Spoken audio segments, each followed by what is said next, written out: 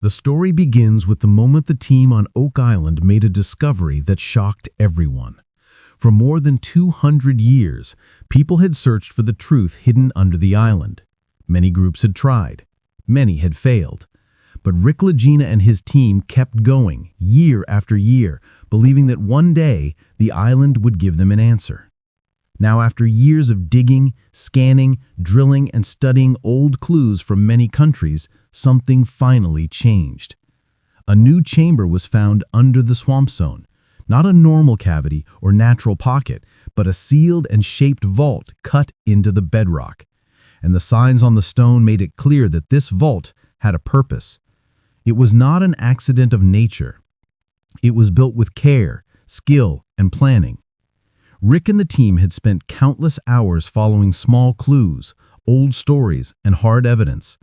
But when the first scans of this hidden chamber appeared on the screen, even Rick understood that this was far from anything they had seen before. The scan showed a void with clear edges, smooth surfaces, and unusual readings. Something inside was reflecting density in a way that suggested metal. Not loose pieces, but layered forms, organized forms. Someone had designed this vault long ago, and they had hidden it with incredible skill. When the drill first touched the top of the chamber, the team knew they were entering an area no one had reached in hundreds of years. The seal was tight, preserved by pressure and natural layers around it. When they broke through, the first item they saw was a carved limestone slab. It lay at the base of the entrance like a marker left on purpose. The stone had a symbol carved into it, a cross with wide arms, worn by time but still clear. It was the cross pate, known throughout the world as the emblem used by the Knights Templar. The moment the symbol came into the light, everyone present went silent. This was no random carving. It was a sign from history, from a group whose actions had changed the world. The stone was old, much older than any colonial settlement in Nova Scotia. It showed marks of erosion, weather, and movement that came only from the passing of centuries. The surface had been sealed with marine clay, a technique used in the Old World to protect objects from saltwater damage. Whoever carved it and placed it there understood how to preserve something for a very long time. This was not the work of early settlers or random explorers. This was the work of people with knowledge, purpose, and a deep desire to hide something important. Archaeologists examined the tablet closely. They found faint etchings along one edge, almost too worn to be read. See. When cleaned, these symbols matched markings found in Roslin Chapel in Scotland, a place often tied to the Templars. This was more than coincidence. It suggested a direct link between the builders of the chamber and the ancient order that had shaped parts of Europe during the Middle Ages. Marty Lagina looked at the stone in silence. When he finally spoke, he said what everyone was thinking. This might be the first physical link between the Templars and Oak Island. For years, people had talked about theories and legends, but this was not a theory. It was stone. It was real, and it was right there in front of them. But the discoveries did not stop with the stone. When the team scanned deeper inside the chamber, the readings grew even stranger. Metallic pulses echoed through the chamber in evenly spaced lines. They repeated with perfect rhythm, as if the metal inside had been placed in rows or structured shapes.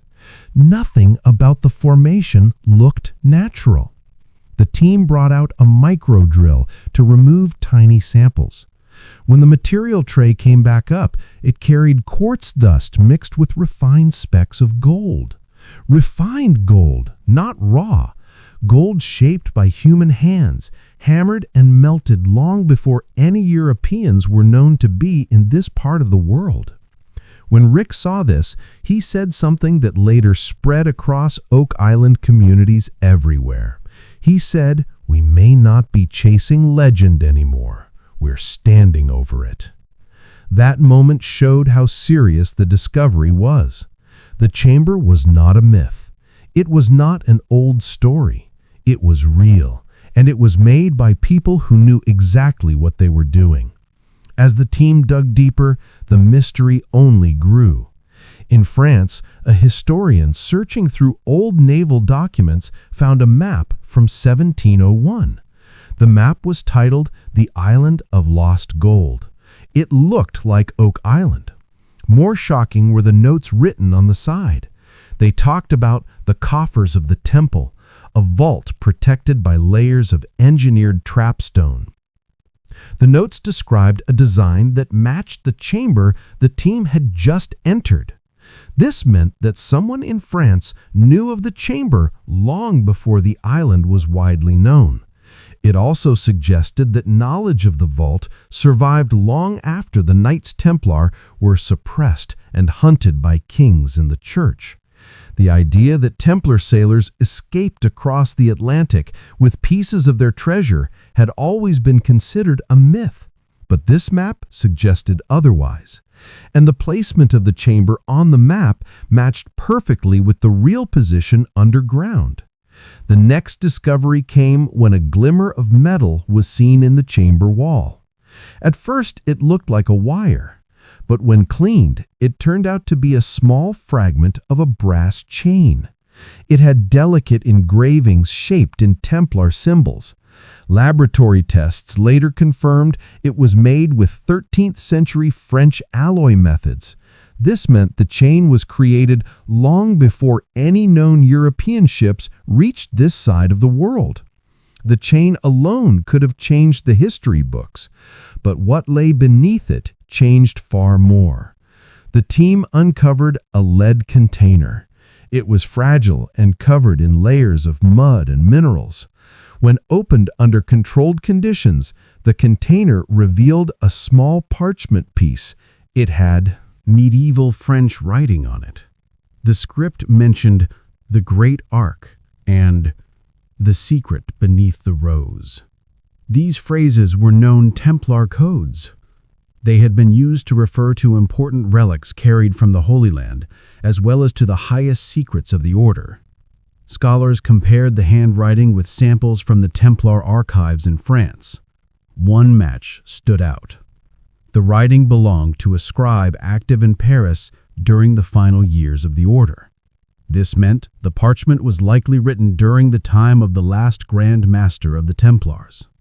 Soon after, infrared imaging revealed something hidden in the writing. The first letters of each line formed the Latin phrase "House of God," a phrase used by the order to refer to their most sacred inner vault. This suggested that the chamber on Oak Island had connections to relics protected during the greatest crisis the Templars ever faced.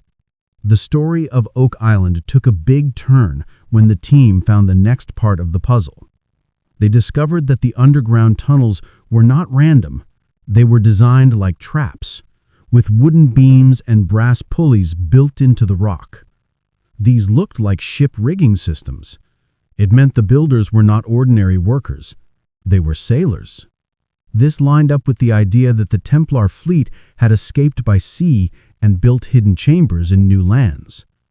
Then the team made their most surprising discovery on the surface of the island. Beneath the soil and plants were drilled stones placed in a shape. When mapped, the stones created a perfect cross, aligned with the stars of Orion. This star pattern appeared in old Templar navigation charts. This meant the island was more than a hiding place. It was a map, a code, a guide, a design that aligned the heavens with the earth. When the team dug beneath the central alignment, they opened another sealed cavity. This chamber was smooth and polished. At its center was a stone gate with a carving of a blooming rose. The symbol matched the rosy cross, later used by secret groups in Europe. This showed that the builders were part of a tradition that lived on long after the Templars vanished from history. Scans behind the gate showed extremely high metal readings, too high for scattered treasure. This was a cache, a vault filled with objects made of heavy metals, possibly relics, possibly gold. When the team inserted a tiny camera through a drill hole, light bounced off many objects. The shapes were not random. They were lined up with purpose. And in the center of the chamber, standing on a pedestal, was an ornate chalice. Days later, after careful extraction, the chalice was brought out. It was made from a blend of Byzantine gold and Frankish silver, a mix not seen since the 12th century. Inside the rim were etched the words, "Truth under the rose." This was a known Templar phrase used for secrets that must never be spoken publicly. It confirmed that the chalice was connected to the highest level of the order. Authorities from Canada, France, and the Vatican became involved. Records in the Vatican showed that the chalice matched a reliquary missing from the church's archives since the early 1300s. This meant the chalice was sacred, and its presence in Nova Scotia proved that the Templar treasure had indeed been carried across the sea. The team began studying an old limestone tablet again. Under new scans, hidden text appeared. It listed coordinates not for Oak Island, but for another remote location far out in the North Atlantic. Beneath the numbers were the words, "This is the lesser vault. The greater lies beyond." This changed everything. It meant Oak Island was not the final location. It was only the first. The island was a marker, a clue, a guide pointing to a second vault built somewhere far away. The star pattern on the island matched the stars in the sky above the second site, forming a complete message only when both locations were connected. In the final days before the chamber was sealed for protection, Rick walked into the corridor one last time. He placed his hand on the rose carved into the stone. The carving held a small compass rose, marking true north. Everything was pointing outward, beyond the island, toward a greater truth waiting somewhere else. Rick finally said the words that summed up the entire journey. "If this is the lesser vault, then what is waiting in the greater one?" The island had given its message. This was not the end. It was only the beginning of a larger mystery. The team knew what Rick's words meant. For decades they had searched Oak Island believing it was the final chapter of a mystery. But now it was clear that Oak Island was only the prologue, a doorway carved by hands that understood the language of stone, stars, and secrecy. In the weeks that followed, the island became a center of controlled chaos. Historians, engineers, cryptographers, and experts from several nations analyzed the chamber data. The discovery of a greater vault changed the stakes entirely. Every artifact pulled from the chamber had to be transported, documented, and studied under strict international protocols. Yet even with the new oversight, the Lagina team remained at the center of everything. After all, they were the ones who had followed the clues when others stopped. The limestone tablet containing the coordinates was the focus of intense study. Its markings were faded and ancient, but the numbers were unmistakable. A latitude and longitude pointing to an isolated region of the North Atlantic where few ships traveled. The area was known for violent storms, unpredictable currents, and jagged undersea ridges. It was the kind of place one would choose to hide something meant to be found only by those who truly understood the code. The coordinates also matched something remarkable, an anomaly previously recorded on a 1960s oceanographic survey. At the time, it was dismissed as natural basalt formations, but now, with Oak Island as context, the unusual symmetry in the readings took on new meaning. The ridge appeared to have flat edges and repeating angles, signs of human intervention deep under the sea. Marty pointed at the old survey map, eyes widening. "Those aren't ridges, those are walls." Meanwhile, in France, the historian who had found the 1701 map uncovered another document. This one was far older, dated to the late 1300s. It described a final refuge of the Ark, a place chosen by the last loyal brothers of the Order. The writing spoke of a vault beyond the waters of the setting sun, protected by storms and the silence of the sea. It mentioned a twin site built before the order fell to hide what the Grand Master feared might be destroyed by the kings of Europe. The historian sent a scanned copy directly to Rick and the team. At the bottom of the document was a symbol matching the rose carved on the stone gate in the Oak Island chamber. The two sites, one on land, one beneath the ocean, were part of a single hidden network. But the biggest revelation came when high-resolution scans were made of the chalice taken from the chamber. Under a layer of mineral deposits, a second inscription was discovered, invisible to the naked eye. It was written in a mix of Latin and Occitan, the language of southern France during the Templar era. The translated message read, "Where the sea hides the house of God, the sign of the rose will guide you. Seek the light below the storm." Beneath that line was a series of small dots forming a constellation. Rick recognized it instantly. Cassiopeia. But the formation wasn't positioned normally. It was tilted, angled downward, pointing toward the horizon. When aligned with modern astronomy software, the constellation pointed directly at the coordinates on the limestone tablet. This confirmed what the team feared and hoped. The second vault wasn't a myth. It was real, and it was submerged deep beneath some of the most dangerous waters in the world. As preparations for an offshore expedition accelerated, the island revealed one more secret. While clearing debris near the star-aligned drilled stones, a member of the team found a buried iron ring. When cleaned, the ring revealed something unexpected, a crest combining two symbols, the Templar cross pate and an emblem used by a later group descended from the order, the Rosicrucians. This proved that the secrets of the vaults had been preserved through generations long after the Templars were gone, passed quietly through societies dedicated to protecting sacred relics. It also meant something else. Someone, centuries ago, believed the Greater Vault would one day be found. The team circled around Rick as he examined the ring, turning it slowly in the light. "Two vaults," he murmured. "Two codes. One message." "What message?" Alex asked. Rick looked toward the crashing waves on the horizon. That the truth was too great to be held in one place. He looked down at the ring again.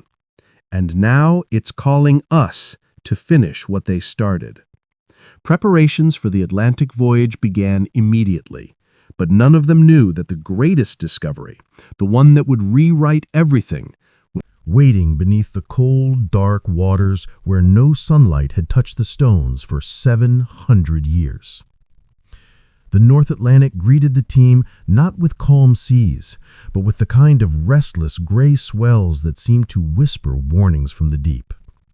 Rick, Marty, Alex, and several experts from marine archaeology boarded the expedition vessel Argo Nova, a ship designed for deep ocean research.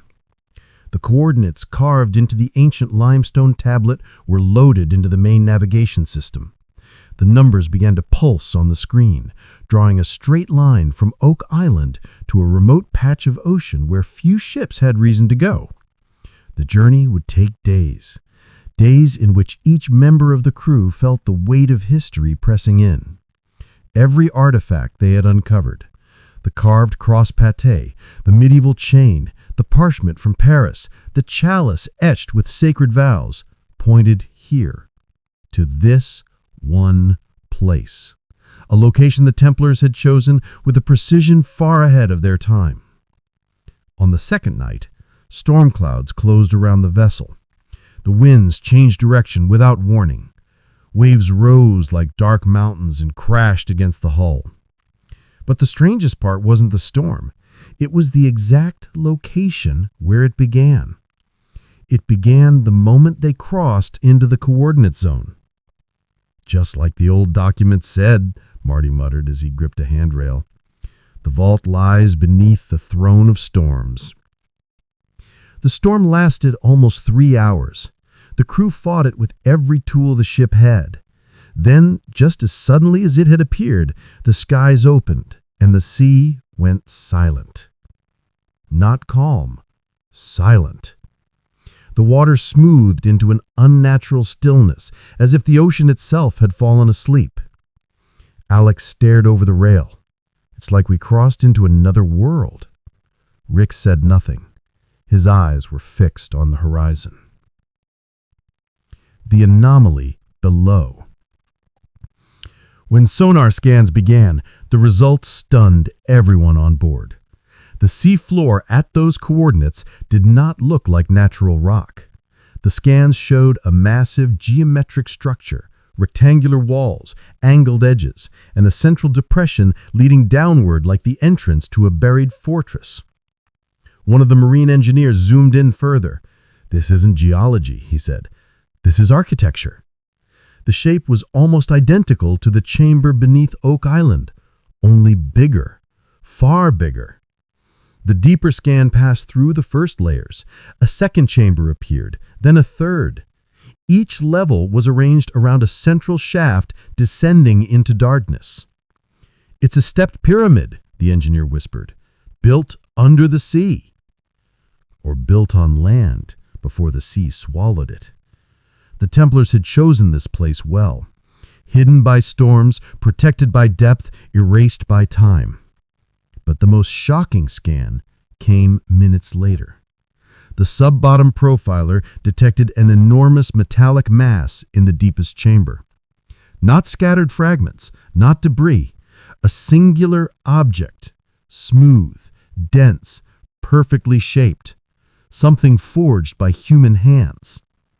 The measurements made no sense. The object was over 6 meters long and shaped like an elongated chest or arc, but unlike anything ever recorded. Rick stared at the screen. The Greater Vault. Descent into the deep. A remote-operated submersible, ROV, the Orion 6, was prepped and lowered into the still waters. Its lights cut through the darkness, illuminating drifting clouds of silt and the silent blue abyss. Down it went, hundreds of feet, then hundreds more. The temperature dropped, currents shifted, static flickered through the video feed as if something below interfered with the signal. Finally, the ROV's lights brushed against stone, but not the jagged stone of the natural seabed. Smooth stone, carved stone.